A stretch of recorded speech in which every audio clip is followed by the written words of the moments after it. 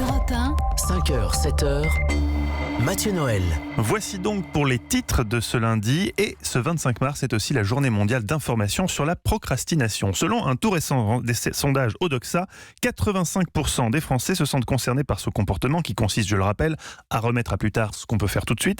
Par exemple, moi, cette interview, j'aurais pu la préparer hier tranquillement. Au lieu de ça, j'ai préféré jouer à FIFA, ce qui a induit un pic de stress ce matin vers 4h43 quand il a fallu enfin s'y mettre. Bonjour Isabelle Payot. Bonjour. Merci d'être avec nous dans ce studio. Vous êtes psychologue du travail et de l'apprentissage. Ce sondage nous indique donc que cette procrastination concerne d'abord les activités sportives, les tâches ménagères et les rendez-vous médicaux. Moi, j'aurais dit les impôts.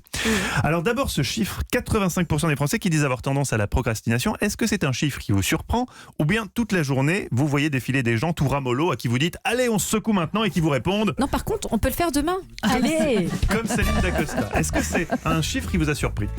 Non, ce chiffre, il me surprend pas parce qu'en fait, on a de plus en plus de tâches auxquelles on doit penser. On a une charge mentale qui devient de plus en plus forte. Il me semblait bien. C'est pas une question qu'on a moins de temps, c'est qu'on a plus de choses à faire. Donc, forcément, dans ce plus de choses, il faut que je priorise. Et si je priorise, ça veut dire qu'il y a des activités que je vais mettre de côté. Et est-ce que donc la procrastination, c'est un facteur de stress au final ?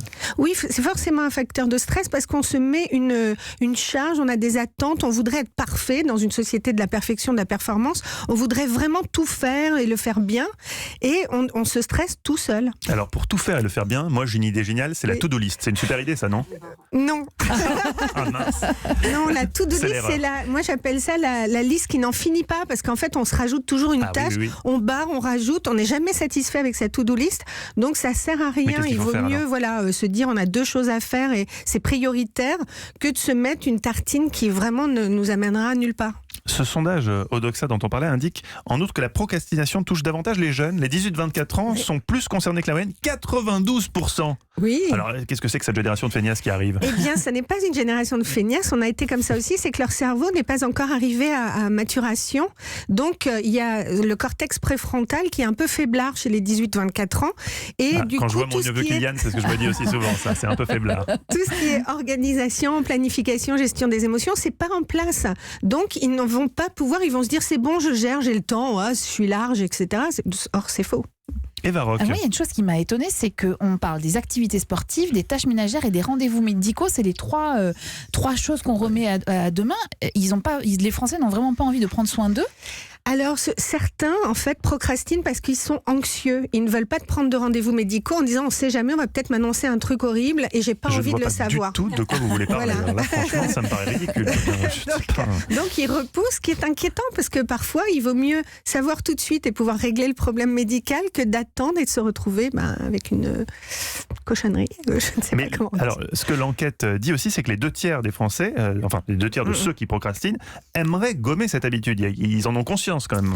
Oui, ils en ont conscience et surtout, c'est socialement, on aime toujours regarder ceux qui ont l'air super performants, qui font tout, ils font tout bien, ils sont bons dans tous les domaines et on se dit, moi je voudrais être comme l'autre, sauf qu'on ne sait pas vraiment si l'autre procrastine ou pas. Donc on a envie de gommer et on a envie d'avoir la meilleure version de soi-même.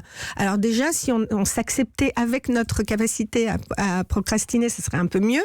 Et puis, il y a des petits trucs qui peuvent permettre... Alors quels sont ces petits trucs ? Quels sont les conseils que vous pouvez donner à nos auditeurs qui aimeraient, comme Eva R de Nice par exemple, arrêter de remettre à demain ce qu'elle pourrait faire aujourd'hui ? La première chose, c'est de pouvoir regarder dans ce qu'on repousse, qu'est-ce qui est vraiment important et qu'est-ce qui l'est moins. Si je fais pas le repassage aujourd'hui et que je le fais demain, on s'en fout. Moi j'ai une solution pour le repassage, je le fais plus. Et voilà, on prend quelqu'un. Et je mets des affaires qui sont froissées et je m'en fous.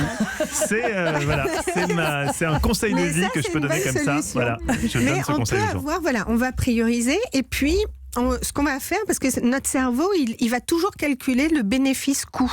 Donc il y a une partie de notre cerveau qui calcule le plaisir immédiat, donc ça c'est la dopamine qui nous donne ça, et puis de l'autre côté la sérotonine qui est l'hormone de l'effort, elle va dire oui d'accord, mais combien ça va me coûter ? Donc on sort la valeur nette et on dit non je le fais pas, je le repousse, ça me coûte trop cher finalement, ou bien je vais le faire tout de suite. Donc on va calculer ça, donc l'idéal c'est d'alterner des activités qui sont à plaisir immédiat, de faire au moins 2 pour une qui est un peu plus pénible.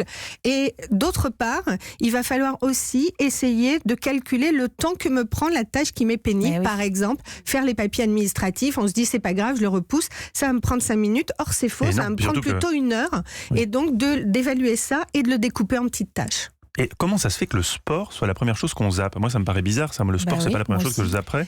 Parce que ça demande un effort, même si on sait qu'après, ça sera chouette. Oui, ça fait du bien, mais se faire du bien avant que ça arrive, avant que ma sérotonine se mette en place, ça va être un peu plus long et que ça sera qu'après 1 heure où j'en ai bien bavé, que je vais me dire, je suis contente, j'ai bien fait d'y aller. Mais est-ce que vous avez l'impression qu'avec nos modes de vie très connectés, on a cette tendance à zapper, à reporter les dossiers? Alors, la connexion, elle fait qu'on est dans l'immédiateté. Donc, c'est vrai on veut une réponse immédiate, on clique, on achète quelque chose. Donc, tout devient assez facile pour une bonne partie des activités.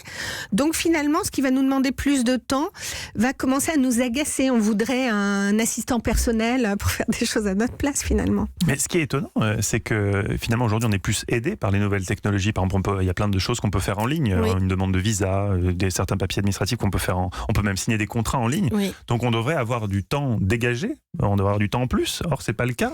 Non, parce qu'on a du temps.